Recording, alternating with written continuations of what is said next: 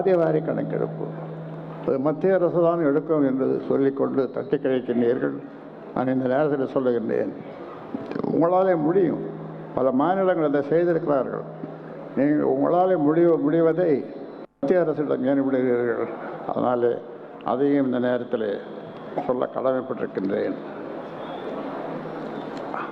அதற்காக போராடாமல் நாங்கள் விடமாட்டோம், விடப்போவதுமில்லை. ஏனென்றால் இந்த மக்கள், தமிழ்நாட்டு மக்கள் எதிர்பார்த்து கொண்டிருக்கிறார்கள். அதனாலே ஒரு கடுமையான போராட்டத்தை எங்களுடைய இளைஞர்கள் எதிர்பார்த்து கொண்டிருக்கிறார்கள். போராட்டத்தை அறிவுங்கள் ஐயா என்று 14 வயசு 15 வயசு பையன் அல்லது பெண்கள், பெண் தெய்வங்கள் எதிர்பார்த்து சொல்லுகிறார்கள்.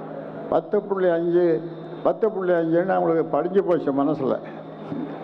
என்னிடம் வரும்போது அவர்கள் இந்த கேள்வியை கேட்கிறார்கள், 10.5 என்ன ஆச்சு அப்படின்னு என்ன கேட்குறான் பையன், சின்ன பையன்,